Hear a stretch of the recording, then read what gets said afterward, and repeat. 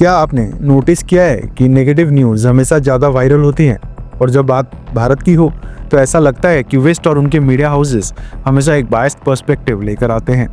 आज एक बार फिर एक नया प्रोपेगेंडा सामने आया है, एक ऐसी रैंकिंग जिसमें भारत को टॉप 10 मोस्ट पावरफुल नेशंस के लिस्ट से ही हटा दिया गया है। जी हाँ, एक नए फोर्ब्स इंडिया आर्टिकल के हिसाब से भारत सिर्फ 12th मोस्ट पावरफुल कंट्री है। अब सवाल ये है कि क्या ये सच है? क्या ये रैंकिंग किसी जेन्युइन एनालिसिस पर बेस्ड है या फिर ये एक और अटेम्प्ट है भारत की ताकत को कमजोर दिखाने का?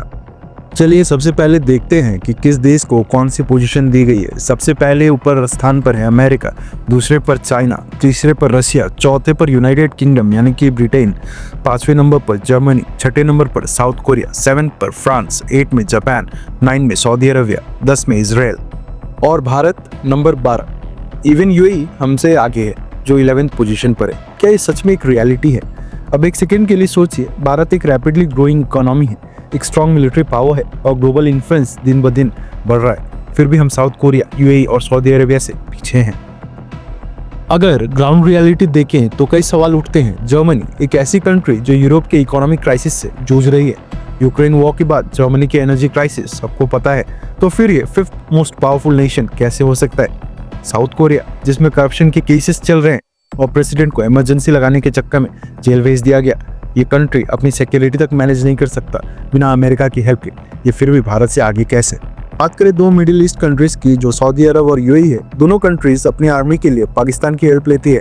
ना कोई एयरक्राफ्ट कैरियर, ना कोई स्ट्रॉन्ग नेवी, ना कोई वॉरफेयर एक्सपीरियंस, फिर भी ये दोनों कंट्रीज भारत से पावरफुल हैं।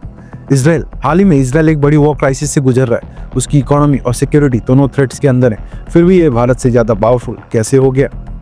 क्लियरली ये रैंकिंग लॉजिक से ज़्यादा बायस्ड और एजेंडा पर बेस्ड है। इंडियाज़ रियल स्ट्रेंथ अगर हम सच देखें तो भारत दुनिया की एक राइजिंग सुपर पावर है, फास्टेस्ट ग्रोइंग इकोनॉमी जो 2030 तक भारत दुनिया का 3rd लार्जेस्ट इकोनॉमी बन सकता है। Defence power, world's 4th strongest military जो कंटिन्यूसली मॉडर्नाइज हो रही है। मैन्युफैक्चरिंग हब, चाइना का अल्टरनेटिव बनने की पूरी तैयारी। ग्लोबल साउथ लीडर, आज भारत पूरी डेवलपिंग वर्ल्ड को लीड कर रहा है। तो जब रियलिटी इतनी क्लियर है तो वेस्टर्न मीडिया भारत की ताकत को एक्नॉलेज क्यों नहीं करता? क्या ये फेक नैरेटिव है? जब फोर्ब्स इंडिया से सवाल उठाए गए तो उनका कहना था कि उन्होंने ये रैंकिंग खुद रिसर्च नहीं की बल्कि यूएस न्यूज़ नाम के एक अमेरिकन मीडिया हाउस से ली है। अब ये यूएस न्यूज़ का एजेंडा क्या है? क्या उन्होंने भारत को जानबूझकर नीचा दिखाया? क्या ये एक एंटी इंडिया बायस है? क्या रैंकिंग देने वाले जर्नलिस्ट का कोई हिडन एजेंडा था? भारत के अगेंस्ट फेक नैरेटिव्स पहले भी चलाए गए हैं, चाहे वो वेस्टर्न मीडिया का इंडिया को इंटॉलरेंट दिखाना हो या फिर हमारे इकोनॉमी की ग्रोथ को इग्नोर करना हो। ये बस एक और एग्जाम्पल है कि कैसे बायस्ड ऑर्गेनाइजेशंस भारत को कमजोर दिखाने की कोशिश करती हैं।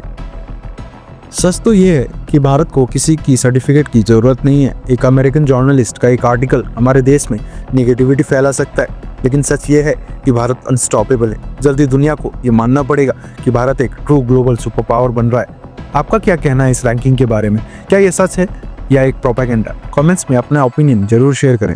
तब तक के लिए जय हिंद।